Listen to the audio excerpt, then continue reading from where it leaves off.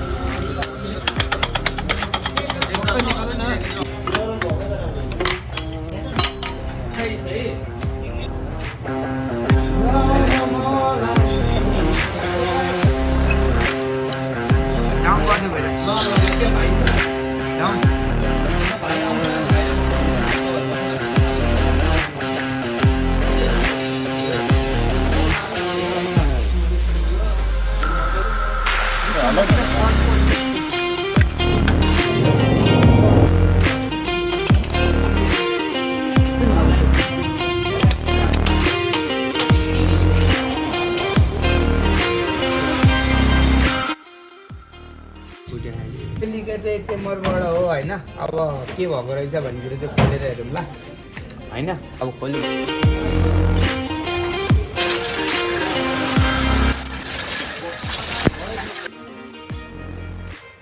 ल Mobil leakage चाहिँ कहाँबाट भएको रहेछ भन्ने कुरो फाइनली पत्ता लाग्यो होइन। यहाँदेखि सर र यहाँसम्म चेम्बरै क्र्याक भएको रहेछ है। चेम्बर चाहिँ यस्तो छ कि मोबिल चाहिँ हो यहीँबाट लिकेज हो। ठिक गर्दा हो चेम्बर यसरी क्र्याक भएको रहेछ है।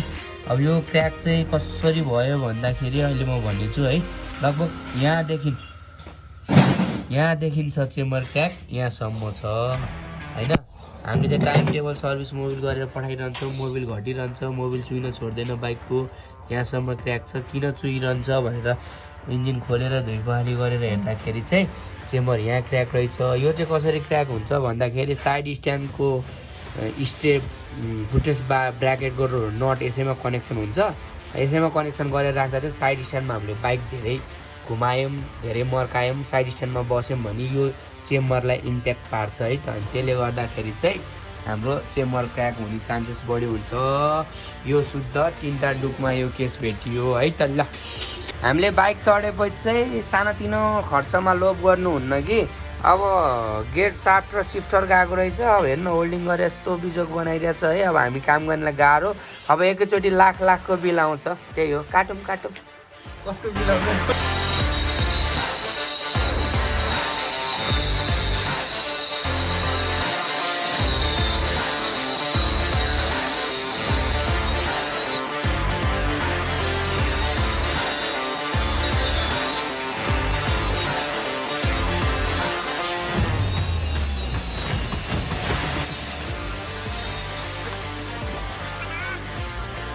फाइनली गेट साफ्ट काटियो, यसरी काट्नुपर्छ।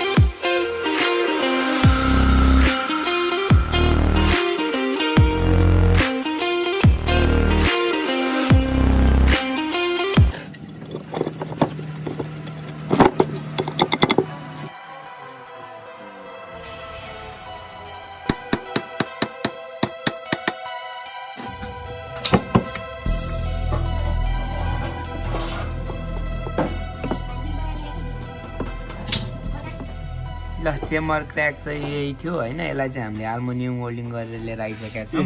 काम कम्प्लिट भइसकेको छ होइन। खासमा चाहिँ यो चेम्बर चेन्ज गर्नुपर्ने केस हो। अब मेन चेम्बर पऱ्यो लगभग लङ प्रोसेसिङमा जानुपर्छ, यातायात, त्यसपछि भ्याटबिल स्याटबिलमा जानुपर्छ। अब यो भित्रको पार्ट हो, वेल्डिङ गरेपछि नि मजाले काम गर्छ, त्यही भएर हामीले वेल्डिङ गरेको छ। यो शुद्ध टिन्टा भयो, अहिलेसम्म कम्प्लेन चाहिँ आएको छैन।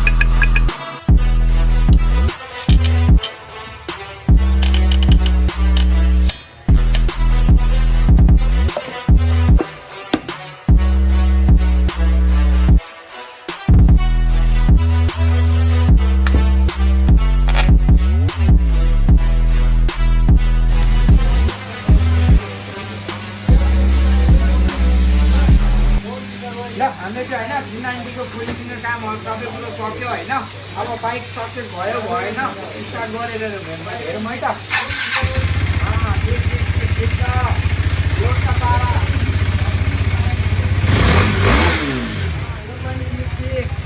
प्रब्लम भनेको मोबिल लिकेज थियो, चेम्बर रिपेयर गरेर हाल्यो, त्यसपछि भनेको ग्यास किट, त्यसपछि piston ring, came chain adjuster, त्यसपछि मोबिल फिल्टर, कुल्यान्ट अनि गेयर साफ्ट र सिफ्टर पहिला बिग्रेर वेल्डिङ गरेर राखेको थियो, त्यो काटेर नयाँ फेरियो होइन। बाइकको कम्प्लिट काम सबै कुरो सक्यो होइन। अब बिचमा चाहिँ अलिकति बिजी भएको भएर भ्लग गर्न पाएको थिइनँ। धेरै पछि फेरि अलिकति फ्री टाइम मिलाएर आज भ्लग गरेँ होइन। मेरो भ्लग चाहिँ अलिकति ढिला आयो, हेरिदिइरहनु होला, सब्सक्राइब गरिदिइरहनु होला। भ्लग त म ल्याइरहने छु। आजलाई बाई बाई।